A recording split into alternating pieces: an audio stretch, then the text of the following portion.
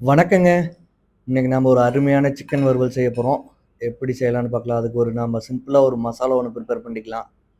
அதுக்கு என்னென்ன வேணும்னு பார்த்தீங்கன்னா, ஒரு பிரியாணி இலை, 1 இன்ச் பட்டை, ஒரு 3 கிராம்பு, ஒரு நட்சத்திர சோம்பு, 3/4 ஸ்பூன் சீரகம், 3/4 ஸ்பூன் சோம்பு, 3/4 ஸ்பூன் மிளகு, 2 ஸ்பூன் கொத்தமல்லி. இது எல்லாத்தையும் போட்டு நல்லா வணக்கி விடுவோம். லோ ஃப்ளேம்லயே வைங்க. இல்லைன்னா கரிஞ்சிரும். நல்லா வணக்கி விட்டுட்டே இருங்க. ஒரு 2 மினிட்ஸ்.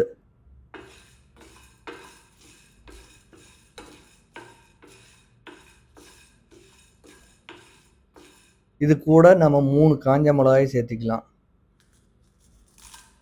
உங்களுக்கு காரம் அதிகமாக வேணும்னா இன்னும் கூட அதிகமாக சேர்த்திக்கலாம். இது நான் ஒரு 200 கிராம் சிக்கனுக்கு செய்கிறேன். அதனால் 3 போதும். இப்போ வறுக்க வறுக்க உங்களுக்கு ஒரு அருமையான மணம் வரும். பாருங்கள், ஓரளவுக்கு வறுபட்டுருச்சு. நீ அடுப்பு ஆஃப் பண்ணி ஆறின பின்னாடி மிக்ஸி ஜாருக்கு ட்ரான்ஸ்ஃபர் பண்ணி நல்லா ஃபைன் பவுடராக அரைச்சிக்கலாம். நல்லா பொடியாக பண்ணிக்கலாம்.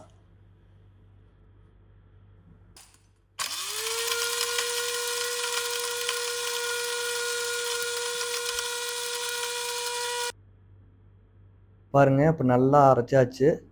நல்லா ஃபைன் பவுடராக வந்துருச்சு. நம்ம மசாலா ரெடி. இனி நம்ம சிக்கனை தாளித்து விடலாம். நாம் இதை இன்றைக்கி இரும்பு சட்டியில் செய்ய போகிறோம். இதை ஃபுல்லாகவே லோ ஃப்ளேமில் தான் வச்சு செய்ய போகிறோம். இல்லைன்னா இரும்பு சட்டி ரொம்ப சூடாகிடுச்சுன்னா அந்த சூடு ரொம்ப அதிகமாக இருக்கும். அதனால் தேவையான அளவு எண்ணெய் ஊற்றிக்கங்க. நான் 3 டேபிள் ஸ்பூன் ஊற்றிருக்கேன்.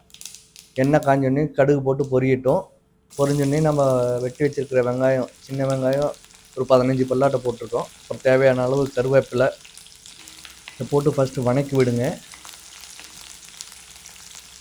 ஓரளவுக்கு வணங்கின பின்னாடி தேவையான அளவு உப்பு இதிலேயே சேர்த்திக்குங்க. நல்லா கிளறி விட்டுக்குங்க. இது கூட இஞ்சி பூண்டு தட்டி வச்சுருக்கோம், 1 ஸ்பூன் அளவுக்கு இருக்கும். அதையும் போட்டு நல்லா கிளறி விட்டுக்கலாம் பச்சை வாசனை போக வரையும். இது கூட இப்போ 2 பச்சை மிளகா சேர்த்திக்கலாம். சேர்த்திட்டு தக்காளி, ஒரு தக்காளி, மீடியம் சைஸ் தக்காளி போட்டு நல்லா மிக்ஸ் பண்ணி விட்டுக்குங்க. ஒரு 2 நிமிஷம் மூடி போட்டு வேக வைங்க. அப்போ தான் சீக்கிரம் வேகும் தக்காளி.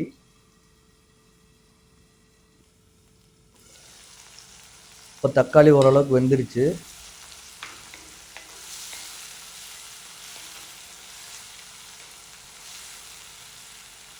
இது கூட இனி மசாலாவை சேர்த்திக்கலாம். நம்ம மஞ்சள் தூள் 1/2 ஸ்பூன், மிளகாய்த்தூள் ஒரு 3/4 டீஸ்பூன் நல்லா போட்டு நல்லா மிக்ஸ் பண்ணி விட்டுக்குங்க.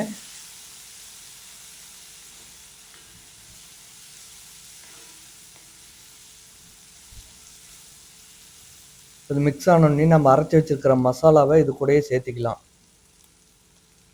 நீங்கள் தேவையான அளவுக்கு சேர்த்திட்டு மீதி இருந்துச்சுன்னா நீங்கள் ஸ்டோரேஜ் பண்ணி வச்சுக்கலாம்.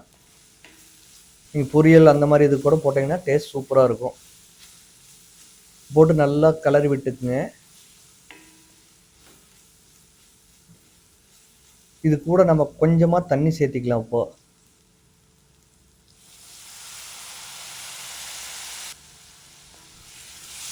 தண்ணி சேர்த்து ஒரு 2 மினிட்ஸ் அதே மாதிரி லோ ஃப்ளேமில் வச்சு நல்லா கிளறி விடுங்க. இந்த தண்ணி ஓரளவுக்கு சுண்டிரும்.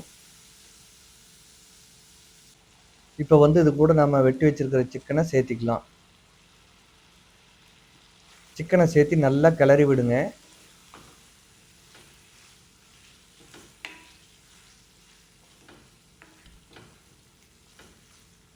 ஒரு 5 நிமிஷம் இதே மாதிரி கிளறி விடுங்க. ஏன்னா அப்போ தான் சிக்கன் நல்லா திரண்டு வரும்.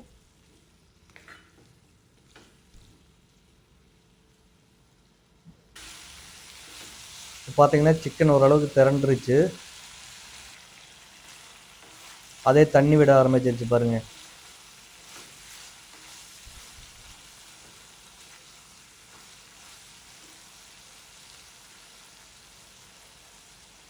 இப்போ வந்து ஒரு 200 ml தண்ணி சேர்த்திக்கலாம் இது கூட.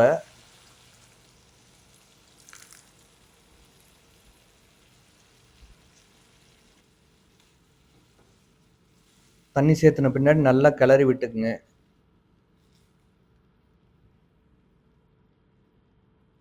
இனி வந்து இதை வந்து மூடி போட்டு நம்ம ஒரு 15 மினிட்ஸ் வேக வைக்கலாம். ஒரு 15 மினிட்ஸ் ஆயிடுச்சு. இப்போ பார்த்தீங்கன்னா நல்லா கொதி வருது. இனி வந்து இந்த கிரேவியை நம்ம ட்ரை ஆக்கணும். இப்போ வந்து கரம் மசாலா 1/4 ஸ்பூன் போட்டுக்குங்க. கரம் மசாலா போட்டிங்கன்னா மனம் நல்லாயிருக்கும்.